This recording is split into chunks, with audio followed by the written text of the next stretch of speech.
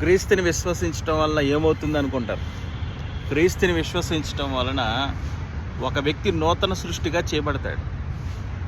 అసూయపడే వ్యక్తి ప్రేమ కలిగే వ్యక్తిగా మారుతాడు. నూతన సృష్టిగా మారుతాడు. అంటే క్రీస్తు యందు విశ్వాసముంచబడిన వారికి పరిశుద్ధాత్ముడు అనుగ్రహించబడతాడు.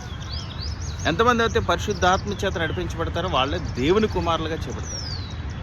అంటే పక్కవారిని ద్వేషించడం మాని పక్కవారిని ప్రేమించే స్థితిలోనికి, మేలు చేసే స్థితిలోనికి ప్రజలందరూ కూడా మారుతారు.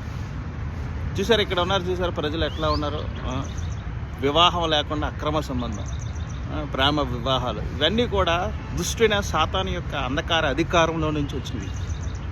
దేవుని యొక్క ప్రణాళికలో ఎంతమంది అయితే నిలుస్తారో వాళ్ళందరూ కూడా నూతన సృష్టిలుగా చేయబడతారు. నూతన భూమి మీదకి వెళ్తారు. ఈ భూమి అంతా కూడా కాల్చివేయబడుతుంది. ఫ్యూచర్లో ఈ భూమి అంతరించబోతుంది. కాబట్టి క్రీస్తు యందు విశ్వాసం ఉంచండి, నూతన సృష్టిలుగా చేయబడింది. కాబట్టి క్రీస్తుని విశ్వసించడం అంటే మతానుసారమైనటువంటి విధంగా ఆస్తులు ఇస్తాడని, ఐశ్వర్యం ఇస్తాడని చాలామంది అనుకుంటారు. కానీ కాదు. క్రీస్తు యందు విశ్వాసం ఉంచితే నూతన సృష్టిగా వ్యక్తిత్వం మార్చవేయబడుతుంది. ఈ సత్యం మీకు నచ్చినట్లయితే సబ్స్క్రైబ్.